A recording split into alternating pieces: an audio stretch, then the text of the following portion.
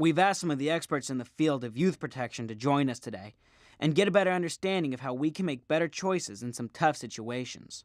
For the past 30 years, Cordelia Anderson has assisted many organizations and serves on the board of the National Center for Missing and Exploited Children.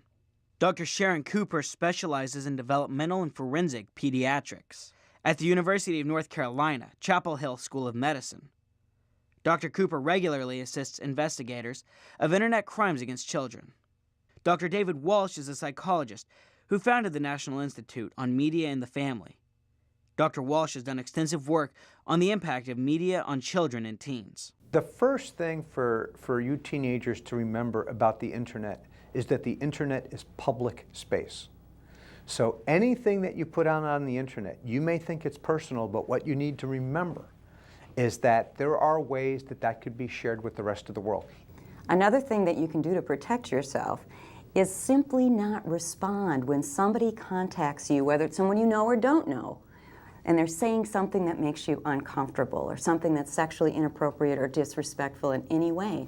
Don't respond. If you're allowing people onto your profile or who are blogging with you who are beginning to take a violent theme in the way that they comment on your blog site, or if you find that they are using profanity and becoming highly sexually explicit, if these are the types of postings that are coming on your site, you would want to stop that, simply because that doesn't reflect where you're coming from. But when others are reading your site, they may very well feel that if you don't say anything about it, that you condone that type of communication. You might not know that future employers or people at the college you might want to go to or military service you may want to be part of could also look at that information or get access to that information.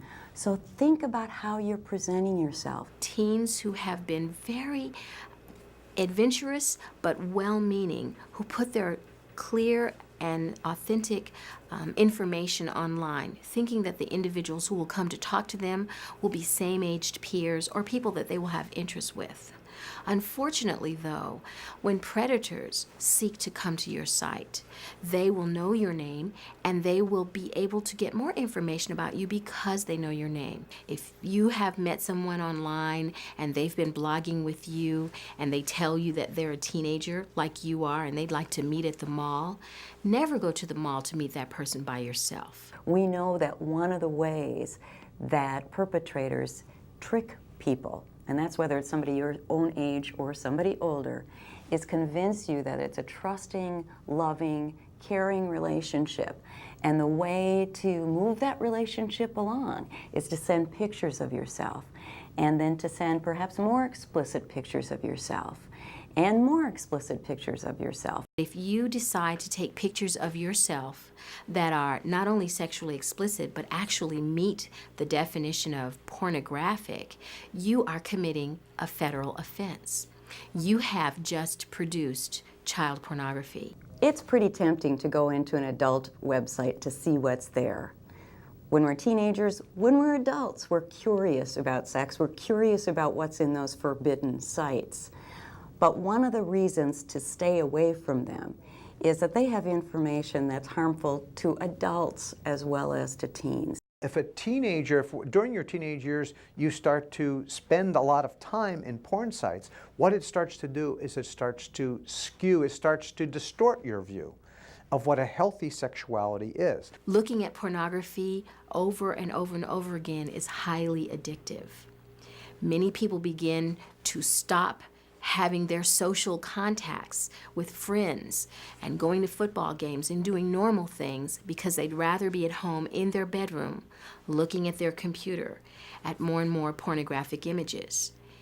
And what the research has also helped us to recognize is that when you look at certain kinds of pornography long enough, it after a while becomes insufficient to satisfy your curiosity or your desires. So therefore, you begin to look at more and more graphic and more explicit images. So all of this technology, every little bit of technology that comes along, what we need to constantly remember is that there's a good way to use it and there's a not good way to use it. And what we want to do is use our values that we really want to have part of our lives, we want those to be the touchstones for the decision of how am I going to use this technology.